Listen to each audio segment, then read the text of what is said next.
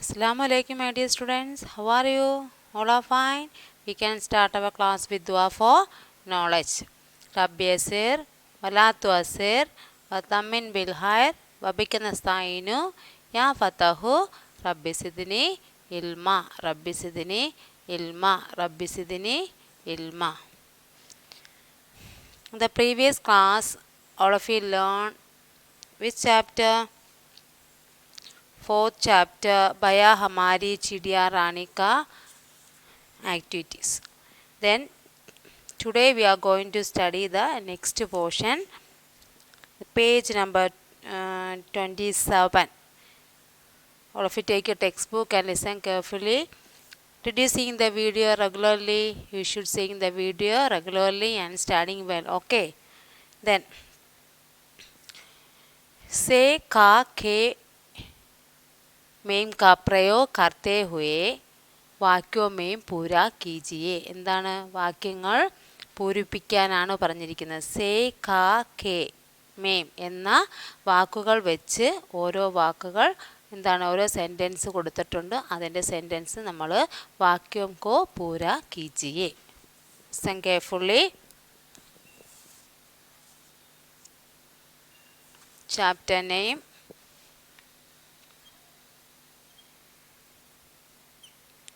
बया हमारी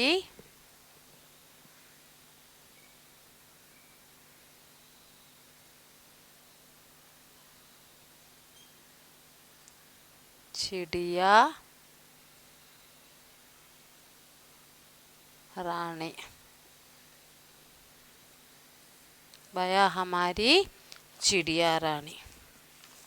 Then से खा के में.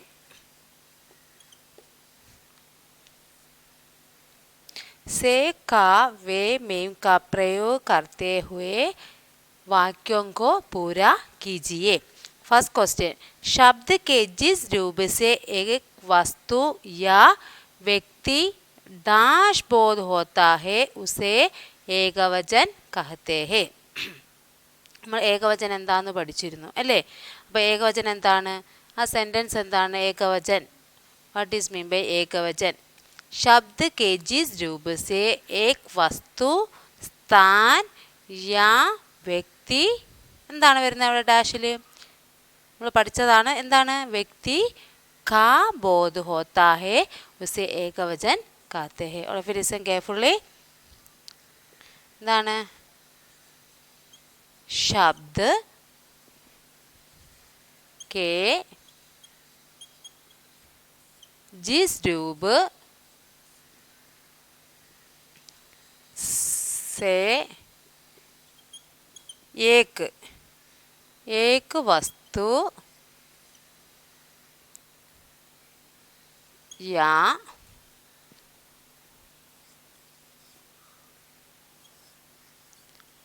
व्यक्ति डैश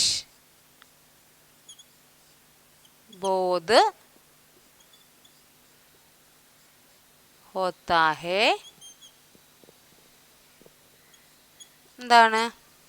शब्द के जिस रूप से एक वस्तु या വ്യക്തി എന്താണ്? വ്യക്തി ഡാഷ് ബോധ് ഹോത്താ ഹെ. ഏകവചനം എന്താണെന്ന് നമ്മൾ പഠിച്ചായിരുന്നു. ശബ്ദ കെ ജിസ് രൂപ സെ ഏക് വസ്തു യാ വ്യക്തി കാ ബോധ്. വ്യക്തി ഏതാണ് വരുന്നത്? വ്യക്തി കാ ബോധ് ഹോത്താ ഹെ ഉസ്സെ എന്താണ് പറയുന്നത്? ഏകവചൻ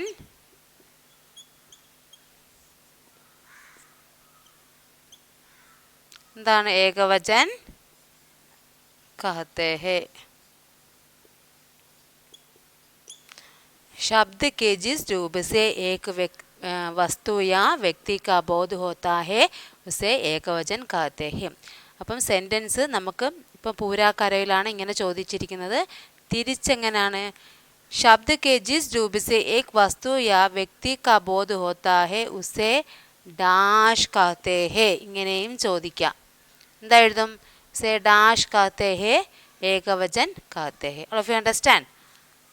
Then next question number 2. शब्द के जिस रूप ഡാഷ് അനേക വസ്തുവും സ്ഥാനവും യാ വ്യക്തിയും എന്താണ് ഒരുപാട് വസ്തുക്കളോ സ്ഥാനങ്ങളോ വ്യക്തികളോ ഡാഷ് ബോധ് ഹോത്താ ഹേ ഉസേ ബഹുവചൻ कहते हैं. എന്താണ് ബഹുവചൻ എന്നാൽ എന്ത്? ബഹുവചൻ എന്താണ്? ബഹുവചൻ ക്യാ ഹേ?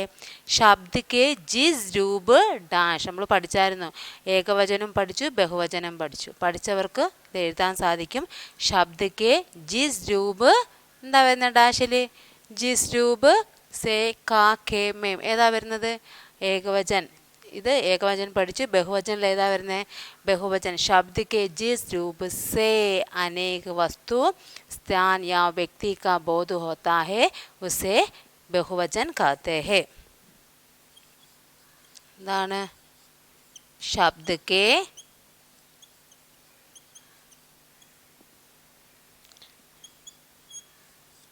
ജിസ് രൂപ് ഡാഷ് അനേക് എന്താണ്? അനേക് വസ്തുവും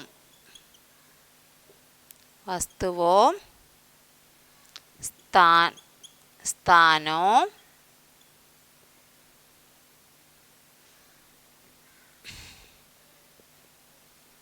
യാ പിന്നെന്താണ്? വ്യക്തിയും. ഏതൊക്കെയാണ് വരുന്നത്? വസ്തുവും സ്ഥാനവും വ്യക്തിയും. ഡാഷ് बोध होता है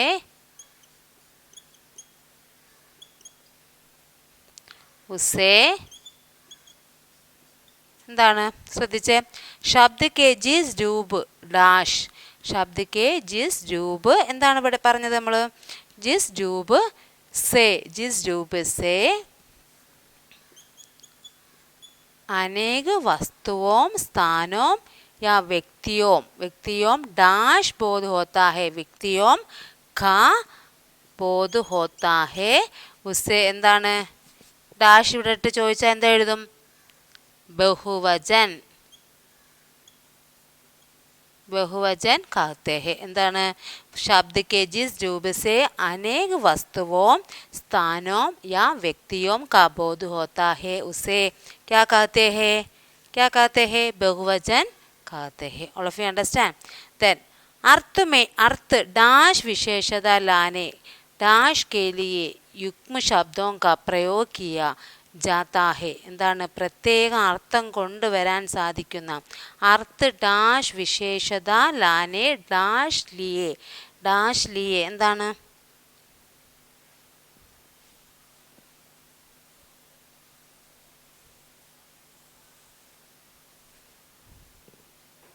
Third one,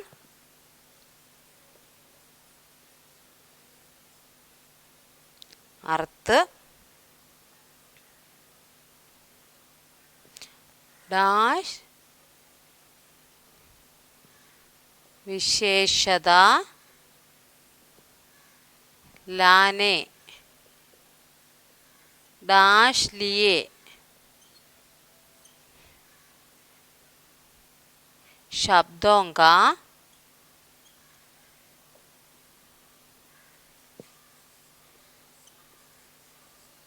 युग्म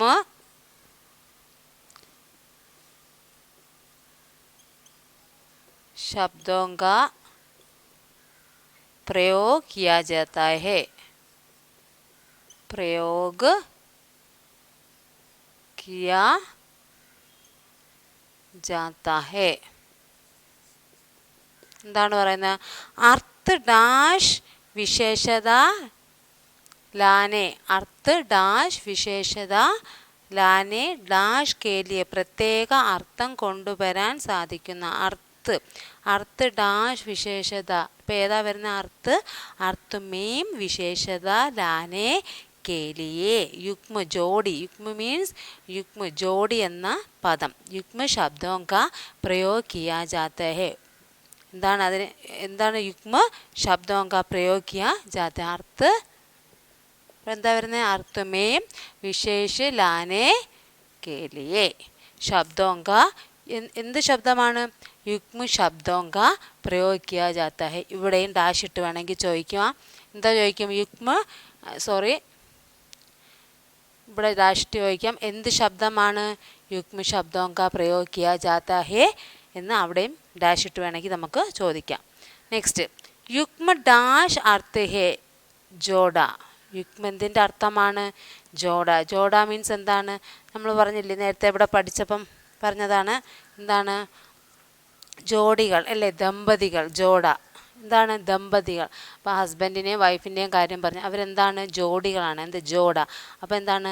യുഗ്മ ഡാഷ് അർത്ഥ ഹേ. എന്താണ്? ജോഡ മീൻസ് ദമ്പതികൾ എന്നാണ് അർത്ഥം പറയുന്നത്. യുഗ്മ ഡാഷ് അർത്ഥ, യുഗ്മ കാ അർത്ഥ ഹേ. എന്താണ്? If you understand, യുഗ്മ. Fourth one, യുഗ്മ ഡാഷ് അർത്ഥ ഹേ. എന്താണ്? യുഗ്മ എന്തിൻ്റെ അർത്ഥമാണ്? യുഗ്മ ഡാഷ് അർത്ഥ ഹേ ജോഡ. ഇതാണ് ദമ്പതികൾ. അപ്പോൾ യുഗ്മ ഡാഷ് അർത്ഥ ഹേ, യുഗ്മിൻ്റെ അർത്ഥമാണ് ജോഡ എന്നാണ് പറയുന്നത്. അപ്പോൾ യുഗ്മ കാ അർത്ഥ ഹേ ജോഡ. All of you understand these words? Then next, सार्थक व निरर्थक शब्दों डैश भी युग्म बनते हैं जैसे पानी वानी. അർത്ഥവത്തായതും അർത്ഥവത്ത് അല്ലാത്തതുമായ വാക്കുകൾ രൂപം കൊള്ളുന്നു. എന്താണ്? സാർത്ഥക് ഔ നിരർത്ഥക് ശബ്ദവും ഡാഷ് ഫി യുഗ്മ ബൻതേ ഹേ. എന്താണ്? അർത്ഥവത്തായതും അർത്ഥവത്തല്ലാത്തതുമായ വാക്കും. അപ്പോൾ എന്താണ് വരുന്നത്? നിരന്തര ശബ്ദവും കെ ഫി യുഗ്മ ബൻതേ ഹേ.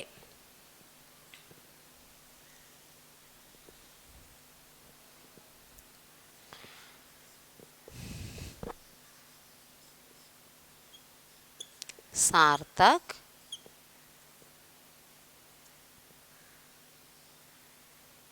सार्थक व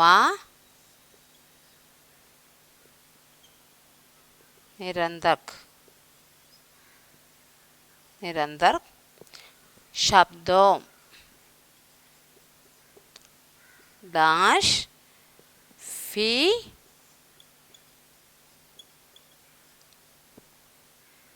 യുഗ്മ ബൻതേ ഹേ. എന്താണ്? സാർത്ഥക് വ നിരന്തർ. എന്താണ് പറഞ്ഞിരിക്കുന്നത്? അർത്ഥവത്ത് ആയതും അർത്ഥവത്തല്ലാത്തതുമായ വാക്കുകൾ അവിടെ രൂപം കൊള്ളുന്നു. എന്താണ്? സാർത്ഥക് വ നിരന്തക് ശബ്ദം കെ ഫി. എന്താണ്?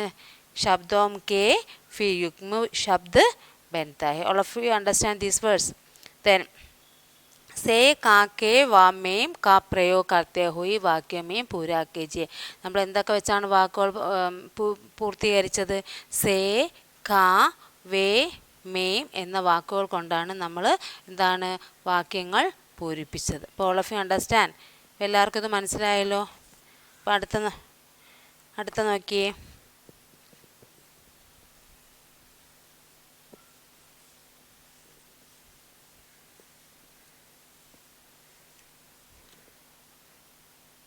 അപ്പോൾ ഏകവചൻ ബഹുവചൻ എന്താണെന്ന് പഠിച്ചു നമ്മൾ. देन शब्दों के जिस रूप से उसके एक या अनेक होने का बोध होता है उसे वजन कहते हैं. വചൻ എന്താണെന്നും പഠിച്ചു. പിന്നെ അത് ആക്കെ സ്ഥാൻ പർ എ ലഗാക്കർ. ആയുടെ സ്ഥാനത്ത് എ വരുമ്പോൾ എന്ത് രൂപമായിട്ട് മാറും? ആക്കെ സ്ഥാൻ പർ എ ലഗാക്കർ. എങ്ങനെയാണ്? ആക്കെ സ്ഥാനത്ത് എന്താ വരും? എ ലഗാക്കർ. എന്താണ്? ആയുടെ സ്ഥാനത്ത് എ വരുമ്പോൾ എന്താണ്? ഇപ്പം നോക്കിയോ, ലഡ്ക എന്താ വരുന്നത്? എ ചേർക്കുമ്പോൾ എന്താ വരുന്നത്? ലഡ്കെ. അണ്ടർസ്റ്റാൻഡ്? ദെൻ ആക്കെ സ്ഥാൻ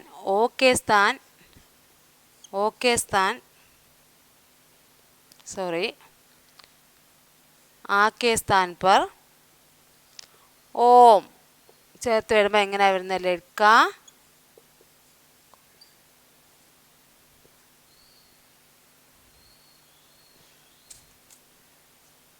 ഇപ്പോൾ bile, for example bile. Bile വരുമ്പോൾ എന്താ വരുന്നത്? ബൈലോം.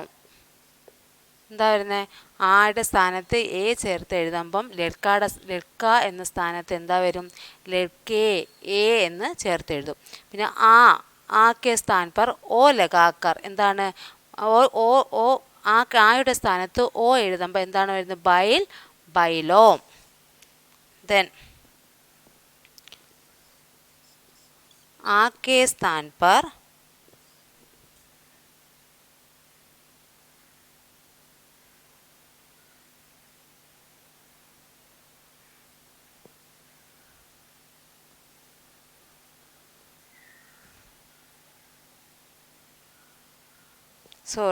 ആക്കെ സ്ഥാൻ പർ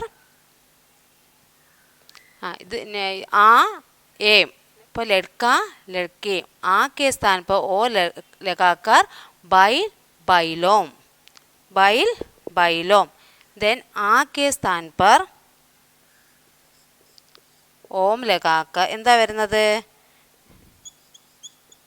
ലഡ്ക, ലഡ്കോം. Understand all of you? അപ്പോൾ ഇതെല്ലാവരും നല്ലതുപോലെ ശ്രദ്ധിക്കണം, നല്ലതുപോലെ വായിക്കുകയും വേണം. वजन परिवर्तन के नियमों को पढ़ते हैं जिसमें पुल्लिंग शब्द के परिवर्तन होते हैं. അപ്പോൾ ആക്കെ സ്ഥാനത്ത് എം വരുമ്പോൾ ആയുടെ സ്ഥാനത്ത് ഓം വരുമ്പോഴും എന്ന സ്ഥാനത്ത് ഓം വരുമ്പോൾ നമ്മൾ എന്തൊക്കെ ചേർത്ത് എഴുതണം എന്ന് എല്ലാവർക്കും മനസ്സിലായല്ലോ. അപ്പോൾ next class all of you learn this chapter. Then next class I will take the next part. Okay, assalamu alaikum.